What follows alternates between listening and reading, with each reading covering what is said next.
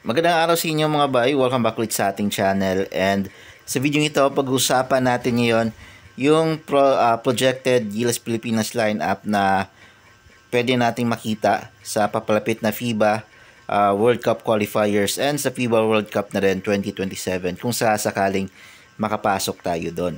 So, pag-uusapan natin kung sino yung dapat natanggalin and sino yung mga dapat na ipalit. Okay, dito sa current lineup ng Gilas Pilipinas na ginamit natin sa FIBA Asia Cup 2025. Okay?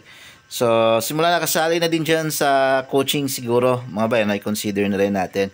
Kasi maraming hindi nagustuhan yung naging performance ni Coach Tim Cone para dito sa nangyaring tournament or run ng Gilas Pilipinas sa FIBA Asia Cup 2025.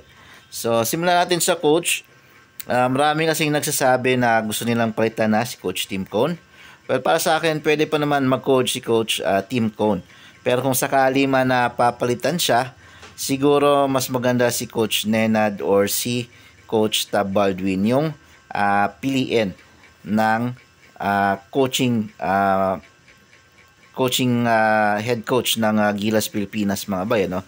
Kasi alam naman natin, unang-una si Coach Tab Baldwin is subok na. Matagal na siyang nagko-coach din sa Gilas Pilipinas and maganda yung naging track record niya habang hinahawakan niya yung program ng Gilas Pilipinas nung siya yung head coach. Ngayon, kung magka-problema ulit kay Coach Tab Baldwin, pwede naman nating kunin si Coach Nenad. Nakapag-coach na rin ito si Coach Nenad sa Gilas 2 beses. Okay? And so far dun sa naging coaching sa Gilas niya, sa pagiging head coach niya is maganda naman yung pinakita and naging performance ng Gilas during sa time na nag-coach siya kahit nasa sandali lang. Okay? So, yun lang yung tingin kong pwedeng makapalit. Okay? Para sa head coach. Kung mapapalitan si Coach Tim Cone, it's either Coach Tab Baldwin or Coach Nenad Vucevic. Pero, marami din nagsasabi na pwede din daw si Coach Leo Austria na maging head coach ng Gilas Pilipinas kasi napansin ng mga fans na magaling magbalasa ng player itong si Coach Leo Austria habang hawak niya yung San Miguel. Okay, and maganda din yung track record niya sa San Miguel pero hindi natin alam kung magiging effective ba si Coach Leo pagdating sa international stage kasi hindi pa natin siya nasusubukan, wala pa siyang experience maging head coach sa isang international stage tournament na katulad ng sa FIBA. So, pwede siguro makonsider pero I still think na para sa akin si Coach Tab or Coach Nenad yung dapat na kung may papalit man kay Coach Tim Cone. Okay? Sunod naman dito mga bay sa lineup. So, sino-sino? Unahin natin yung mga dapat tanggalin dito. Okay? So, una na dyan, Japet Aguilar. Okay? Dapat nang tanggalin. Umiidad na and hindi na talaga natin siya maasahan sa offensive and defensive side. Okay? Si Junmar Fajardo, para sa akin, 50-50.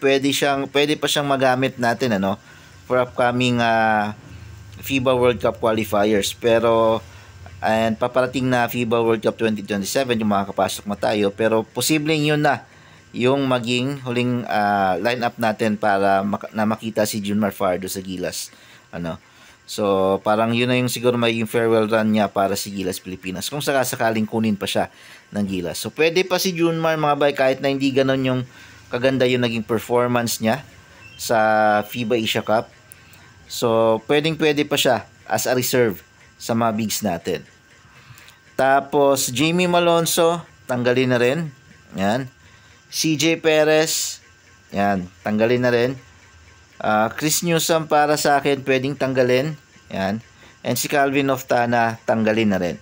Okay, so para sa akin, itong mga 5 players na to, dun sa current lineup ng Gilas Pilipinas, mga bayan, na ginamit sa FIBA Asia Cup. Yan yung mga dapat na palitan as of now para sa akin. Okay, so sila yung mga parang nag-underperform. Okay, and hindi na talaga suitable yung mga playing style ng mga players na to. Okay, so dapat talaga silang palitan. So, sino-sino ba yung mga posible nating ipalit?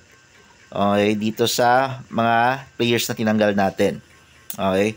So, una na dyan, magsimula tayo sa bigs. So, since nabalitaan ninyo na eligible na nga si QMB, yan, pwede na nating magamit si QMB pamalit kina Japet Aguilar at kay Junmar Fajardo. Okay, so pwede na siyang kasabayan ni Kai Soto. Pag naging healthy na si Kai Soto, mga bayano, pasok si Kai Soto para sa atin. Si Kai Soto, QMB at si AJ Edu, napakagandang tandem ng tatlong yan. And pwede na yan mga bay para sa ating mga bigs, yung tatlong yan. And si Junmar, for reserve, pwede. Yan. Kaya hindi ko siya tinanggal pa. Binayan ko pa siya ng chance. Okay. Tapos, para naman sa guardia, ito, hindi, pero kahit na sabihin natin naging local na si, eligible na sa local si QMB mga bayan, no? Hindi pa rin yun sapat, okay, para mapunan yung butas ng Gilas Pilipinas lineup. Sobrang dami ng butas na dapat punan para sa Gilas Pilipinas lineup. And isa na dyan is yung sa point guard position. Okay? So, si Scotty, hindi talaga siya pwedeng maging main point guard natin. Okay, para sa Gilas Pilipinas. Pwede siya maging reserve kaya hindi ko siya tinanggal. So, pwedeng maging reserve na lang si Scotty. So, ang dapat, humanap tayo ng pamalit talaga ng mga batang point guard na pwedeng magamit para sa lineup natin yung FIBA World Cup qualifiers. So, isa sa mga nakikita ko dyan is si SJ Bilangel. Yan. Sobrang may experience na si SJ sa international competition. And may tira sa labas. Hindi takot tumira. Kitang-kita naman yan sa mga laban niya nung naglalaro pa siya sa Gilas Pilipinas. And kaya niyang mag-create ng sarili niyang puntos. Which is yan yung hinahanap natin sa isang point guard position talaga na kayang umiscore. Na hindi natin pwedeng maasahan talaga kay Scotty Thompson. Kasi sobrang iba na yung naging laruan ni Scotty Thompson. So, I suggest SJ Bilangel, pwede nilang kunin. Pwede din si RJ Abarientos, pero ang problema kay RJ Abarientos, masyado siyang maliit. Okay, actually sila, SJ and RJ, masyado din silang maliit sa international stage. Yun lang yung downfall nila, liability sila pagdating sa defense. Pero sa offense, maasahan mo talaga sila. Okay, especially sa outside shooting, maasahan mo tong dalawang to. Okay. So, it's either SJ or RJ. Pwede nilang isama sa lineup. And mas bata-bata pa yan. Tapos, pagdating na isa pa sa butas ng Gilas din mga bayano is shooting po. Kulang tayo sa mga shooters. Okay. So, SGSF.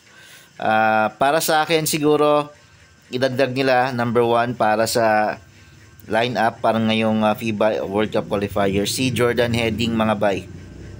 Yan.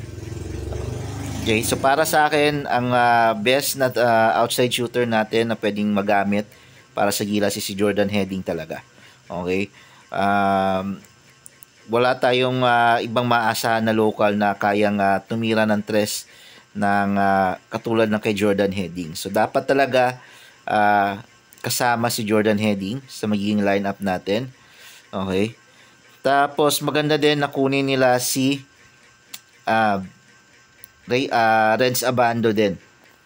Okay, although hindi naman ganoon kataas yung shooting, outside shooting ni Renz Abando, pero magagamit natin si Abando sa yung athleticism niya, magagamit natin pagdating sa depensa. Okay, and yung mga hustle plays ni Abando, talagang gamit na gamit. May tira din naman sa labas kahit pa paano si Abando. Ang kailangan lang talaga is i-improve ni Abando. May time pa siyang i-improve yung shooting niya bago mag FIBA World Cup qualifiers, kasi hanggang next year pa naman yung ibang schedule natin. Okay, so yun yung mga sa tingin ko na dapat matanggal and madagdag sa lineup ng Gilas Pilipinas. Tapos pwede din nilang itry si Adrian Nocum.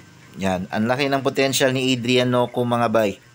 Okay, ng rain or shine, pwede nilang itry sa Gilas Pilipinas. Okay, si Nocum. So, yun mga bay. Abangan natin kung sino yung magiging kasama sa lineup ng Gilas Pilipinas. And sigurado ako sa mga nabanggit natin may masasama dyan para sa FIBA World Cup qualifiers and saka sakaling makapasok tayo ng FIBA World Cup 2027. Maraming salamat sa panonood.